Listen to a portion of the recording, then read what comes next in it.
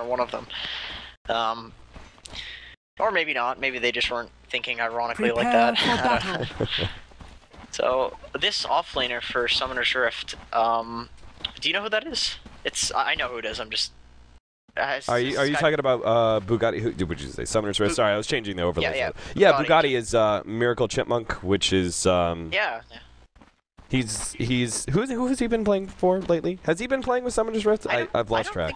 I don't think he's been playing with anyone recently. I think he might be standing in for Demon, considering he's playing the off lane, and I haven't seen him before. I've watched a lot of games actually where he's been playing lately, so I'm kind of interested. We're gonna have an early level 1 fight here where already Slark is going on to Bugatti here, but unfortunately he's already blown the pounce and now he's gonna be blocked out by the Fisher as well. They tried to kind of push him out, I think, but unfortunately Squee, I don't think that was gonna be possible with that Fisher. So Complexity already giving up the first blood there. A bit surprising how aggressive they tried to play that.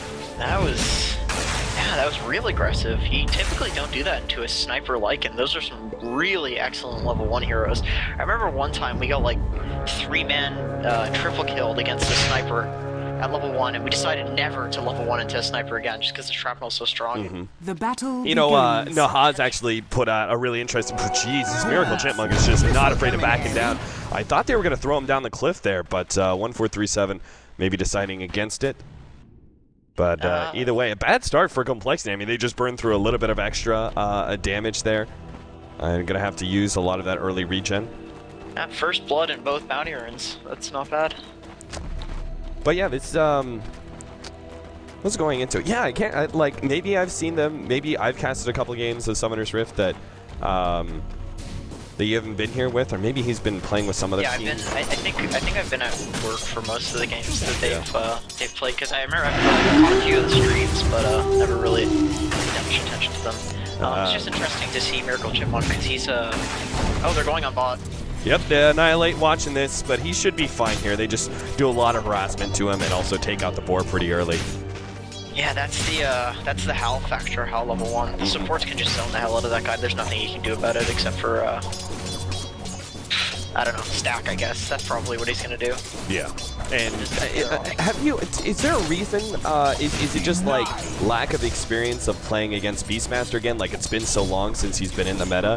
Why don't we see any teams blocking out the ancient stacks anymore? I think because limited ward coverage that like the change up of the wards, or like I think that's like a big factor, but also a lot of Beastmasters are opting to stack. Oh, they get a kill in the Clockwork Top. That's pretty nice for them. Yep. Yeah. Unfortunately, missed that one. That's the Slark factor against a melee hero. If he pounces you, you're dead. There's nothing you can do about it. Right. Like. Yeah, pretty much Clockwork's only hope there if he gets pounced is to try and like run down to the very edge of pounce and try and get off the cogs afterwards and hope that you don't suck the Slark in. That's your only play, and it's really tough to get. Yeah, it's an unfortunate matchup because he has to sit there and try and cogs the guy and drain his mana, but unfortunately you walk that close to a Slark, you're getting pounced. Yeah. Like, you want to be aggressive with me, buddy? Okay, I'll kill you. Meanwhile, our mid matchup is also going to be well, I would say normally it's pretty bad for the Storm Spirit, but it seems our Storm is actually doing quite well. 12-5 compared to 8-3 on Brax. Of course, we saw a little bit of harassment there from the Earthshaker, but that only just now came in. Swindle's a very experienced Storm player. If you give him an opportunity to snowball, he will. Oh, they're making a move on mid. Yep, they're gonna. Whoa, 1437. Big misplay there. They're still gonna try and run him down with the extra Howl damage. They might just get it. Brax needs another hit, but won't quite get it. And the Remnant. We do have Squee coming in, but it looks like he's just a bit too far. Not enough damage would come out of that Fisher to obtain any of those kills. So Swindlebones does survive solely because of the fact there that 1437 had a gigantic misplay there and threw the Storm Spirit away from them rather than towards them. I don't know what that was. Maybe he had some sort of like camera glitch or something. Like I'm assuming that wasn't. I'm assuming that was some sort of like technical problem with his mouse movements, because there's no way he's doing that sort of thing intentionally or even mistakenly, given his support play. I would assume that's just some sort of malfunction. Yeah. It's all Valve's fault. It's always Valve. Meanwhile, Mad will be, he already double stacked the pull camp and is going to be trying to get that extra experiences. We were talking about earlier, that ultimate is going to be a severe counter. The glimpse as well. to the Storm Spirit, but that ultimate is going to be able to counter to the Storm Spirit as well as the Slark. With good connect field. He needs to get the experience up as fast as possible. He's the core counter, and that's a big. He's got some big plays to make this game. Ionilight's actually getting so much experience in this bottom lane on the Beastmaster. Yeah, he the Hawk sitting inside of the trees. Of course, it doesn't have the invis just yet, but it's sitting inside of the trees, so he's been able to see a lot of that pull. Will get himself a double damage. And if it's only the Disruptor that he's facing up against, I mean, Lycan isn't a terribly aggressive laning hero. He just gives you that extra damage with Howl and maybe some Wolf damage, but if it's just the Disruptor, you could easily see how this this battle between the Beastmaster and the Disruptor will go the way of the offlane hero, solely because the board is so powerful. Oh yeah, that's a very annoying ability. Lycan Pierce is just going to go to the jungle, looks like, and give the Disruptors level 6, which I totally agree with. Disruptors gotta be the playmaker this game. Yep. Nice little dodge there in the Hellbear smash. We're about to get our level 6s, so Storm Spirit is going to be a lot bigger threat versus the Sniper. And he's already doing so well in lane. Still 3 CS above the Sniper, despite the fact that I would normally classify this as a lane that is very favorable to the Sniper. Yeah, that's I don't know what's going on here. It's I mean, a lot of it comes down to harassment, right? The Sniper is supposed to harass the Storm down a whole lot, and it seems like Swindamelons has always gotten a rune for his bottle. Yeah, that's true. That's just with Squeeze doing these rotations. As a result, Squeeze like a little underleveled. Oh, he actually might die here in the mid lane. Yeah, he's got Assassinate. Squeeze still here. If he lays down the Fissure, will stop that Assassinate. Now Swindamelons. Well, unfortunately, he's not quite level 6. He was 6. Yeah, that would be a great position for him to be. And Squeeze going to take the shot instead. And I think that's enough. Brax ends up still walking away with the kill. God, those shrapnels, man, that did like 200 damage to both Swindle and Squee. That's... Oh yeah, that's right. The Nahaz pulled up a stat recently where right now Shrapnel is ranked as the 9th ability that does like on average per cast. It does the 9th most damage of any like non-ultimate ability. Oh my god! Yeah, it does. That's disgusting. It's actually pretty insane. I may have like skewed that a little bit. I'm gonna actually pull up the tweet exactly what he said. But yeah, I saw that. I was like, oh, Shrapnel so OP. Bottom lane, or top lane rather, ZYZZY. Able to get himself ahead of the Lycan. Swindamelon's also going to make sure that our Slark will be able to get out. Unfortunately, he's not quite level 6, and these Wolves are actually going to kill him.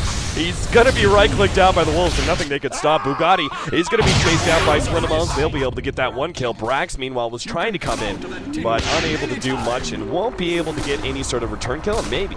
Careful, Swindle. Yeah, Swindle's got to make a jump here, but he's still in range, and will be assassinated. Bottle, not going to be enough. With the Wolves pecking him down, he wasn't going to get enough of a bottle charge. Meanwhile, back to bottom lane, Annihilate is now trying to juke his way around. Can he do it? Oh, nice juke. That was beautiful. Annihilate's got a TP scroll, too. He's out. I don't think they get to him in time. 1437 doesn't actually have enough. He just does one right click.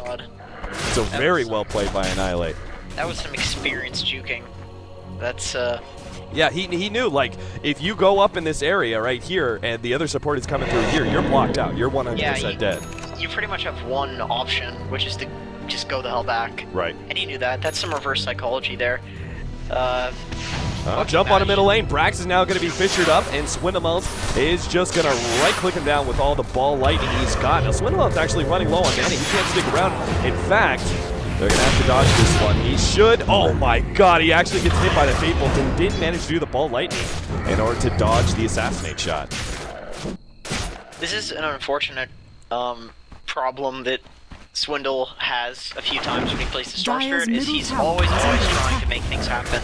When it's typical for Storms to just go for the orchid farming before you try to, you know, rotate and gank. I know a lot of people used to do that. Like, as soon as you get 6, you go lane after lane after lane after lane, gank, gank, gank, gank, gank. But nobody really does that anymore. Swindle does, and he's usually very successful at doing that. But right now he's died twice in a row. Z-Freak also going to die here, 62. And the kills just keep on racking up for Arteezy, who's playing this Lycan very aggressively. I mean, the fact that he was up in the top lane to get that kill on the Slark in the first place was kind of surprising. But now it's just like every single time I look, he, or if not him, his Wolves are being some part of a kill.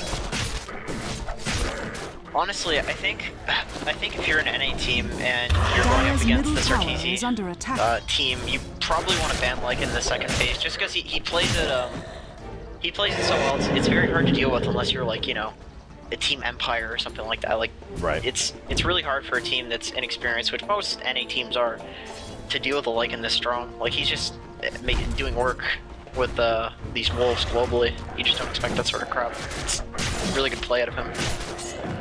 Just looking at the supports, you got 6 and 5 compared to 4 and 5 on the complexity, and that makes a huge difference in the activity for the next 2 or 3 minutes, where the supports on the side of Summoner's Rift are going to be able to create so many more opportunities for kills, while we're still waiting on at least the level 6 on Skywrath Mage. Level 6 on Earthshaker isn't quite as important until you get that Blink Dagger, but at least having that big-time ultimate from Z-Freak, I mean, that's supposed to be the combo, right? Z-Freak and Annihilate running around and double ulting people. Yeah, that's the combo. And this is a nice rotation out of Summoner's Rift here. They throw the sniper bottom lane because they realize no matter how much the Storm is feeding, he's still a sniper owner. Like, he's just gonna go mid kill sniper if they don't put him bottom in the farming role.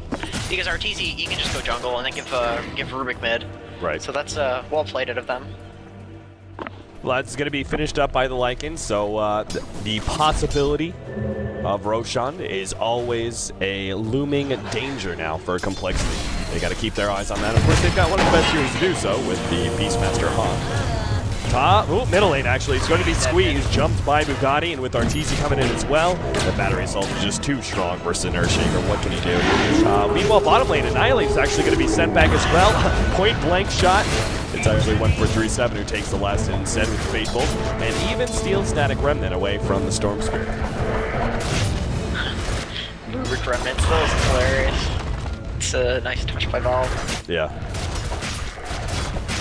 So and it just feels like they are lacking a direction here on the side of Complexity after kind of losing out a lot of ground in the laning phase. It does feel that way. Dyer's bottom tower is under attack. That's I think that's these fights have been fairly scattered and chaotic. Dyer's bottom tower has fallen. Chaotic on the side of COL, but Summoner's Rift seem to have control of when they do go in for a fight. It always seems to be in their favor. At least it's not a big pick off. I actually like remember these type of games so well because it's always the game where it's really chaotic like this when you know you're completely outclassed. And it just feels like Annihilate's actually maybe going to be picked off here. 1-4-3-7 is going to be stunned up. The right clicks will be able to take down that support. Annihilate goes down. Swinamon very low as well. Needs to make a jump out. They get the Disruptor, but Swinamon only has a little bit more mana. Nice Fisher stun, and maybe they can actually turn on to Brax here as they get one stunned. They have a concussive shot that's only in 5 seconds, and Brax just lays down some covering fire there with the Shrapnel. So finally Complexity get themselves a decent fight there. They trade 1 for 2. Top lane, Bugatti, Miracle Chipmunk will TP himself out from ZZY. Swindle's seriously so good at Storm. He just knows his zip timings, and his mana control is really good. Like that fight, he just he dodged so many things. He dodged the ramp on Arteezy here. I'm not sure if they actually got the damage. Maybe they do. Arteezy's dropping low here. They will take him out. Swinamon.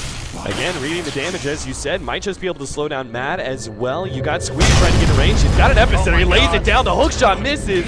And now Squeeze just going to try and run himself away. Unfortunately, does get off the Fisher, but is stuck inside the cog, so he will end up going down. That is so worth it right there. Yeah. That was, once again, Swindlemelon's just owning on the Storm. He plays an old school Storm, but he does it so well that it just works. Like, doesn't even have any Orchid pieces yet, and he's still doing these ganks. He always goes for the Soul Ring. And by old school, you mean very aggressive, not spending too much time farming up. Like most Storms nowadays, you finish up your Orchid before you go gank. Yeah, exactly. You get your supports to stack in the jungle, you go farm your stacks, you get an early Orchid.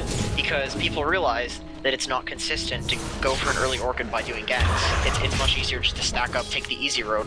Right. Mids are more about farming nowadays as opposed to, and you can thank Arteezy for that when he was on Team EG. Yeah. But Swindle, keeping it old school. He's actually, well, to start with, he's going to pop the Invis, but he's also going for a Bloodstone. So, I said Orchid just because that's the most natural pickup for the Storm Spirit, but I'm not sure if, like, I agree with him here. Orchid isn't really necessary against these cores. No, it's. I mean, you could, Bloodstone first, Orchid first. They're both excellent items on Storm Spirit, especially with how many kills he's getting right now. The Bloodstone just could potentially snowball him out of control in this game. Yeah, telekinesis. They're gonna go for a squee here, locking him in. The Fisher does some damage, but he's just kind of stuck. And while the Glenn's back, they also get Z-Freak on the side. Swindamounts will show himself as they're gonna blow up Mad real quickly. He's got to get himself out of this silence though, as Bugatti tries to chase him down. A 1-for-2 exchange so far, and Swindamounts will have no problem dealing with these heroes. But now Arteezy's actually going to try and do Roshan here underneath a Beastmaster Hawk. Maybe it's just because he feels so confident with 2 supports down and the Storm Spirit up on the top part of the map, but he's going to try and sneak it in anyway. Yeah, good positioning here by Annihilate. He just always gets the Hawk and Roche at the right time, but can they stop him? That's the question. Yeah, it seems like it might be a bit too late. Slark can do the pounce, but it seems to be too late. They already get the Aegis. Now Annihilate's just going to be fed away. It's 1-4-3-7 gets good Fisher block, and Swindlemount starts backing himself up. He should be fine though. He's got plenty of mana. Still gets hit by that Assassinate proc, and will be running out of mana here. He's still got a Soul Ring, so if he wants to make another jump, they're actually trying to bait Arteezy a little bit, but just dies to the Wolf. Z-Freak is now going to be the target, and this guy is super squishy. He already has no armor whatsoever. You throw a medallion on him, and every hit is getting an extra like 20% damage at least. Squee, I don't think you want to be here, my friend. Arteezy may not have the ultimate, but he still has a haste ring plus the stun, and Squee's dead as well. Complexity just go from bad to worse, giving up Roshan, and they're giving up practically a whole entire team. The Summoner's Rift. I believe in Swindle still. He can do it. I don't know, man. That some big zips. He's had some big plays, and then he's also had times where I've been like, okay, an Expert Storm should be able to get out of this situation, and then he just has kind of like dropped the ball, like not touching like that middle lane jet, assassinate. Yeah. Bottom tower has been denied. Yeah. By the way, how does that work? Is it like, I thought he had zipped. Did he zip and then the shot went out and then that's why he still got hit? I think he zipped and then it like recalculated and then he shot it. As in he like was still in range. Right. Or alternatively you could have zipped like with it and then it hit him. Like I think you have to zip into it. And the same goes for Sven stun. Sven stun's really easy to get hit by on Storm. If you zip away from it, you'll almost always get hit. Because it always falls. Arteezy's 1v5ing here. Yeah, Arteezy wants to have a fight here, but unfortunately all the single target damage that we talked about and just setting up the draft is super good versus heroes that try and do 1v5. I like how Z-Freak's still actually trying to struggle to survive here versus just 2 wolves. And Rockets. Yeah. Rockets as well. Funny thing is, I don't think Arteezy would have made a mistake like that if he was playing with this like regular team. He's just like completely underestimating complexity here. Yeah. He's like, oh, this is an easy kill. He just like ulties and runs straight through all 5 of them. Gets Beastmaster-Ord. So 16-8, it is 16.5 minutes in. They just took the tier 1 tower in the top lane, so Summoner's Rift still getting something out of Arteezy's death. And as you can see, they've got a significant net worth and experience lead as well. As Brax is getting pretty farmed, already has the SNY, and it looks like perhaps an early Scotty. You would consider Manta on it. Like, it's not a very common item on a sniper, but I would say like versus Orchid heroes, you might consider Manta. But we don't actually have a Manta pick up on the Storm Spirit. In fact, he's still trying to finish up his Bloodstone. Yeah, he's, at the very least, he's fairly close to it. He needs about 800 more gold and he's done. So that'll be nice just to finish out. He's invested in it already, so if they can start picking up some kills, like they can very easily win this game. It's on Summoner's Rift to mess up. They can win. Brax just poking away at this tower. Yeah, but he's got the rest of his team right behind him. They kind of bait him out, but they also, I don't think they expect Complexity to make a full jump yet. They've still got Z-Freak farming up the middle lane in vision of everybody, and the rest of Complexity are down towards the bottom half of the map. ZZY is farming up the enemy jungle with Swindamounts. And it looks like they just kind of want their mid-game items before they try and contest Summoner's Rift any further. Oh yeah, so they Bloodstone. need them. You already have the Shadow Blade on the Slark, which is definitely your mid-game item, but maybe he wants to be able to get a little bit more stats before they commence. Yeah, this is the right choice. They only have Dire's Aegis for top like 4 tower more has minutes, fallen. so I mean that's a lot, but Yeah. I don't think they can go high ground without a pickoff. Oh, the power of the Hawk. You cannot use these hiding spaces. Oh, dear.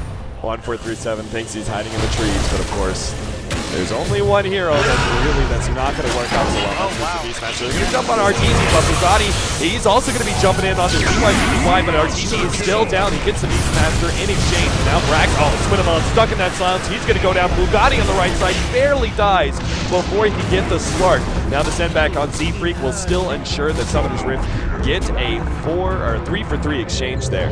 But definitely a big win there for Complexity, who managed to get the Arteezy kill, which was worth a lot of gold, and they managed to keep their Slark alive as well, who I was just about to ask you, in these scenarios where you still need a little bit more stat items, you don't have that dominating performance, it seems like Shadowblade is not enough. What do you think about SNY, the poor man Scotty essentially, on Slark over a full man Scotty?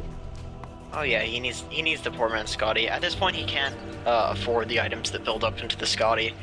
He needs to. The mid game needs to go okay for these guys, and he's not gonna get the components for the Scotty unless he gets like a huge team fight. Unfortunately, he died in that team fight, so. Right. Oh, actually, no, he didn't. No, yeah, he barely survives. 1437's gonna be blown up once again by the Slark, as try to steal something useful there. Oh man, Sniper's Aegis is actually gone. He maybe could have killed him, but that's just like such a tough timing to know that. Yeah. That needs to be something like your whole team is aware of. Yeah, and it seems like Slark was pretty skittish there overall, just not wanting to hang around any of these. Yeah. I think he was really afraid of the Disruptor glimpse there. I think that was why he popped his ultimate. Oh yeah, for sure. Oh wow, looks like they do know the timing of the Aegis. They're just gonna go on Sniper. Yeah, they still pop him, and missed ultimate there, but it doesn't really matter. Brax trying to TP out. Oh no! Oh no! He barely gets out because the missed ultimate there from Z-Freak kind of threw it a little bit too early. That probably feels so bad. That was like the turnaround kill. Yeah. They can still do it. But that was it. Oh, Bugatti's going to jump on a Z-Freak here without his ultimate. There's not much he can do to stop Bugatti. Plus, Bugatti's got himself a blade mail. So. Oh, God, I'm still so upset after that. Yeah, that's one of those missed opportunities. I mean, Brax has been surviving through every single engagement. I'm sure he's got to have, some sort of killing spree, so that kill would have been worth a lot of gold. Yeah, he's the top net worth. I mean, recently Arteezy's been feeding himself away in these fights, so killing Brax is just massive. They clearly prioritize putting farm on him because... Oh, and he gets a kill on the Beastmaster. Yep, so they do a little smoke ink there, find him farming up the Ancients that he's been doing quite a bit here. Squee does go for a 4-staff. It seems like he's been having a hard time getting, he actually had a pretty decent start. He had arcane boots and 1k gold at one point, but... Yeah, it's good. I mean, with the flares flying around and the stupid shrapnels, and disruptor, glimpses, I mean, there's so much stuff flying around. I think the blink is just a little too hard to get off. Oh, Swindle might actually be in trouble. Yeah, he's TPing out. It looks like he should be. Should be fine. That Bugatti hook almost catching him. But again, smart play there from Swindel's doing the long ball lightning hit and TPing out. Yeah, I mean, he unfortunately he zipped right into a Radiant Observer Ward, so I almost got hooked there. But yeah, he's lucky. He's feeling it right now. He feels really lucky. So our Beastmaster is probably going to be going for Necro, right? He's got a Staff of Wisdom. That's what all the old school Beastmasters used to go. It can also be a force against Clockwork and against True. Yeah. Against Rubric Shrapnels, all the Lycan units. One thing, the force is kind of terrible against Kinetic Field and Glimpse though, but yeah, still good against Clockwork. But yeah, probably Necro, because there's a lot of stuff flying around. You can actually take a lot of pure damage from. Kill the Disruptor, the Sniper, something like that. Have it just explode in their face. Complexity is really trying to delay this game as much as possible. They know they've kind of lost the early game and are a bit behind, so they're just trying to stall this game up, not trying to take these engagements. Squee, Barely gets ahead of that kinetic field. Probably would have died versus just the sniper and some right clicks, but Arteezy is going to be stunned up, and they're going to pop him here real quickly. Nice static storm, and he's going to be able to interrupt a lot of that damage as Arteezy's still barely alive, but finally he will fall to the right clicks of Z-Freak, but still, that's a 1-for-2 exchange, plus the Necro minions are still up, so they can keep pushing. That tier 3 does end up falling, and there's Slark, who is still not here yet, is going to be coming in through the back door with his Shadow Blade, but they've already lost Annihilate. And now ZZY is sitting there going, well, I can't just 1v4. He's going to jump in now, try to do what work he can to Braxton. Nice Fisher stun. Oh my god. He just instantly gets blown up. Strong's there. Oh, Swinama's jumped into the wrong spot there. Cogs twice in a row. He gets glimpsed back to the fountain at the very least, but they lose Z-Freak once again, and now the melee Rax is going to be dying too. Okay, Bucky Matt's the MVP of this. He dropped the Static Storm right on top of the Storm and Shaker, who didn't get Echo Slam off that fight. If he had Echo Slammed Arteezy in that fight, that would have been a disaster for Summoner's Rift. Something like that here again. Yeah, he gets the ball landing off. Looks like he should be fine, but yeah, they almost chain stunned him. Glimpse. Oh, and he just maybe not playing too aggressively. They're all kind of out of mana and stuff, so may as well just go back. I'll play it safe for other. So Clockwork, you got big items on everybody pretty much for Summoner's Rift. A gem being picked up by Matt after his Ghost Scepter, a Force Staff for the Clockwork. 1-4-3-7 already has Blink and Ghost Scepter for himself. This Slark is just going to have such a hard time. He can't lock onto the supports at all. He knows this too, and he's trying to instead go for the sniper, but he's pretty tanky. How does he kill anyone with these items up? It's his job is so hard. He needs like a BKB, but it's just so far away. It's not even funny. They're going to smoke up, run into Bugatti here. They will definitely get that kill. 1-4-3-7 with quick reactions, tries to intercept some of that, but Fisher will only do so much. They still have the rest of the team nearby, though. They can just get out here. This is huge. They can just get out. Yeah. They just need to escape. Z-Freak going to try. Nope. He'll be glimpsed back. So he's done for Arteezy. He's trying to chase down ZYZZY, who doesn't actually have a TP scroll. They probably know he pounced downward, but they don't really seem to care, or maybe they don't know. They probably think he has a TP scroll. So. Yeah. Roshan time.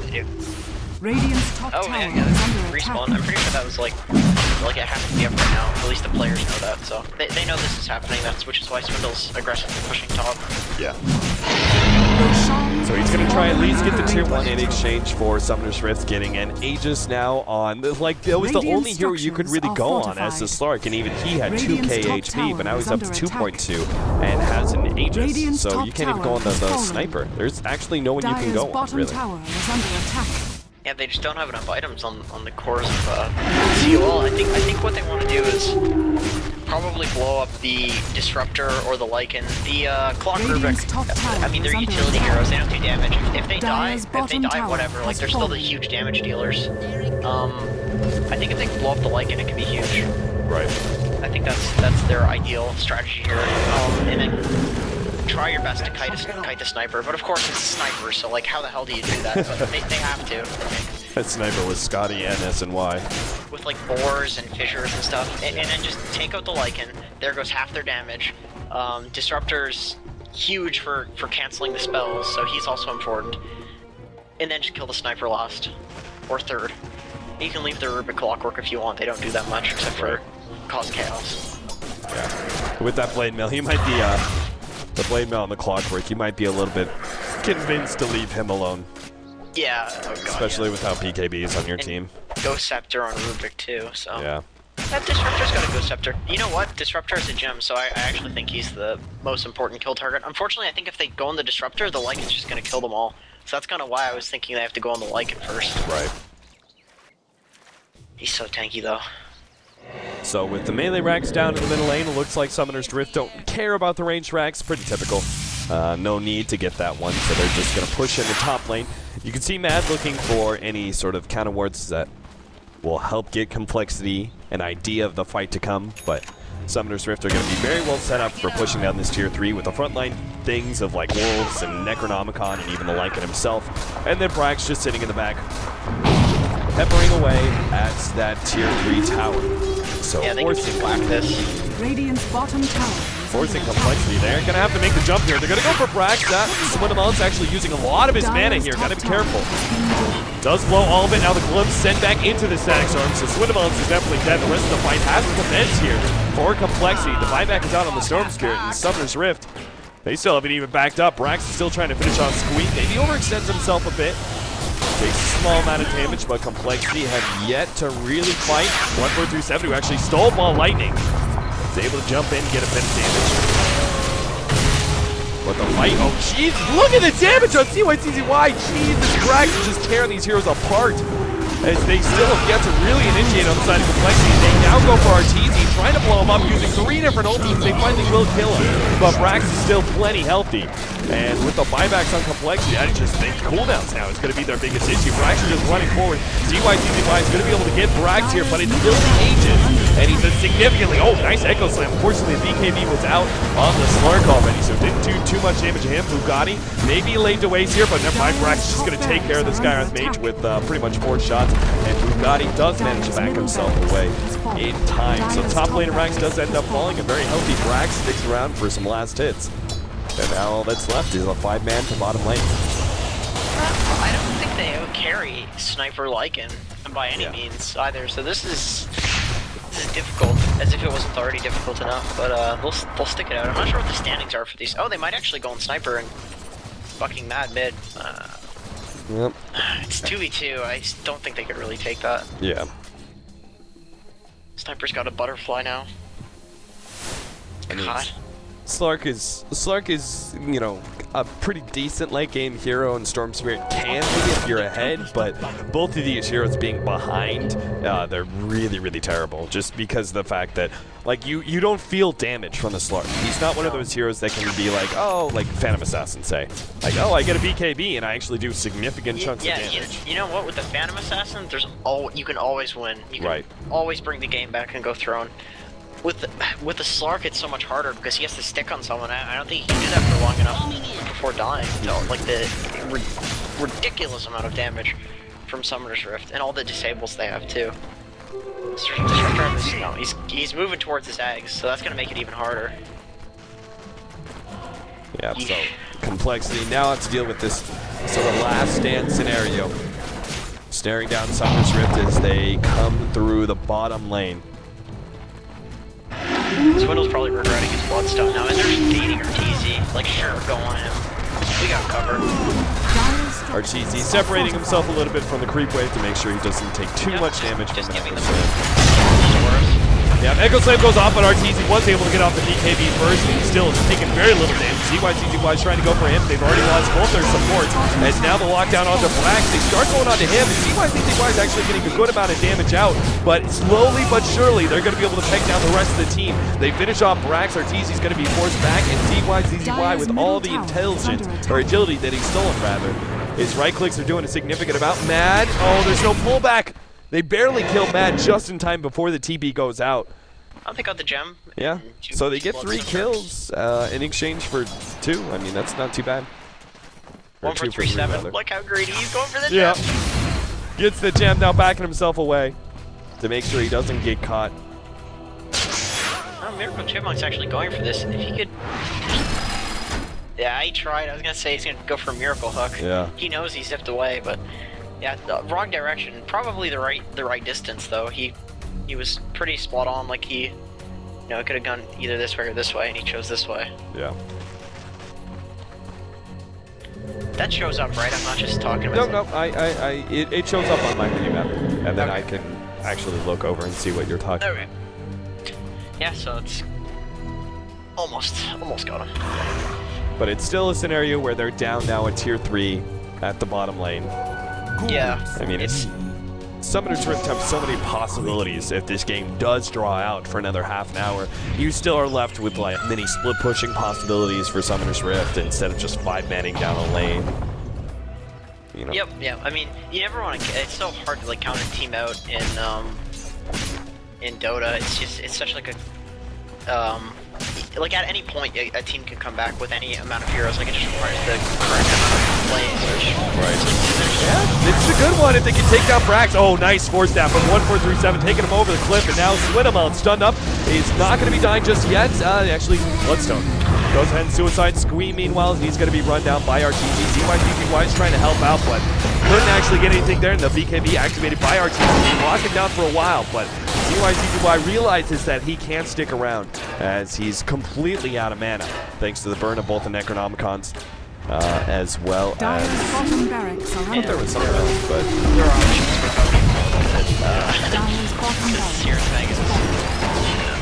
Can't defend. Bugatti jumps forward, able to get one inside the conscious, bounce Z-Freak around a little bit. Just committing for the kill and Annihilate with his blade mail. He will be able to draw ZYZZY in as well, and he's still silenced and will be taken out by the assassinate of the sniper. The buyback of the Slark isn't going to do much here up against Vegas. Dire's middle tower is under attack. Yeah, they're really going for the gold here. They're not getting up. The last ditch defense. Yeah, he's going to come in trying to finish off Arteezy. Echo Slam goes out, but couldn't actually get close enough. Meanwhile, Brax will die to the Slark. And Swinamounts gets at least that much. 1437 actually inside the base, finish off the Skywrath Mage, and still manages to TP out. Oh, that's a nice try. I guess Swindle probably could have zipped for that. Yeah, big call now. They have their part. Dire's middle tower has fallen. They want to take his with his own Arcane Bolt. Yeah, that's Radiant. That's Rubik for Skyrim for you. And Rubik purchases a Shadow Blade before he dies, or before the game ends. Interesting pickup. All right, guys. Well, that is just game number 1 going to Summoner's Rift, but we do have a second game to come up. So